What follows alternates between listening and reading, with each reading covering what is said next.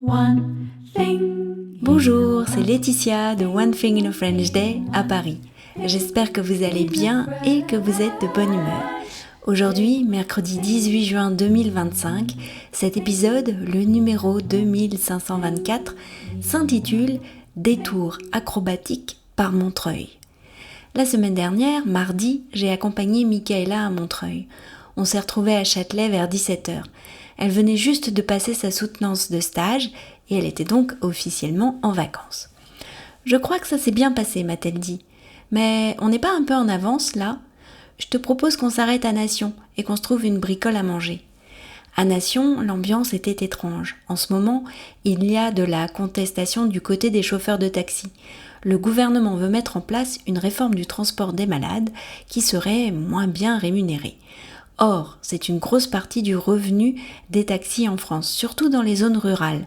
C'était l'occasion aussi de dénoncer le trop grand nombre de chauffeurs VTC affiliés à des plateformes. Bref, après avoir acheté quelques bricoles dans un magasin bio, nous étions assis sur un banc devant une manifestation de chauffeurs de taxi. Il y avait la police aussi et des hommes avec un équipement renforcé dont des casques en embuscade. Mais l'ambiance n'était pas trop tendue. Nous avons quitté l'immense place de la Nation, où l'on se faisait guillotiner autrefois, pour prendre la ligne 9 en direction de Montreuil.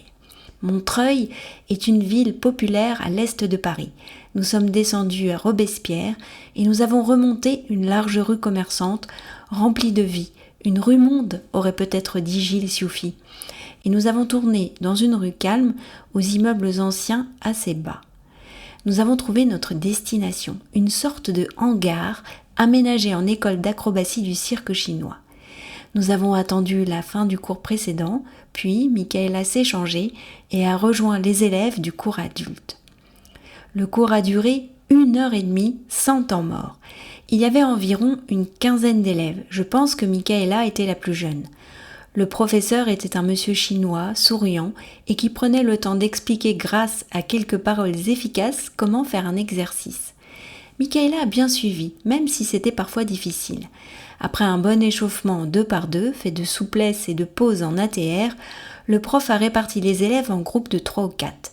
Il a dicté un enchaînement, une élève d'une quarantaine d'années en a fait la démonstration impeccable avec roulade, flip, saut de carpe, bascule arrière et autres saltos.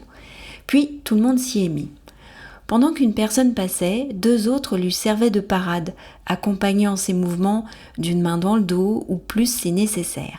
Et tout le monde commentait ce que chacun avait fait, parce que c'est difficile de se rendre compte, par exemple, qu'on part de travers. « Tu aurais pu le faire ?» m'a demandé Pietro quand nous sommes rentrés. « Oh là là, pas du tout, c'est hyper dur. » Michaela était fatiguée après le cours, mais très heureuse et épatée par le niveau des élèves. De mon côté, même si je n'étais que spectatrice, ça m'a donné une nouvelle énergie pour aller au cours de Kung-Fu. Ça fait du bien d'aller voir ailleurs parfois. Justement, la parade, cette main qui vous empêche de chuter ou de partir de travers, c'est un peu le rôle des notes qui accompagnent le texte du podcast. N'hésitez pas à vous les offrir en vous abonnant sur onethinginafrenchday.com. Vous pouvez également laisser votre avis sur ce podcast, j'espère qu'il est bon, sur Apple Podcast, ou bien un commentaire sur vos autres applications de podcast ou encore sur YouTube. Cela permettra au podcast de continuer à être découvert par des francophiles comme vous. Un grand merci d'avance.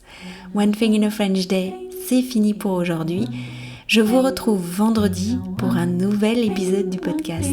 À bientôt, au revoir. In a French day.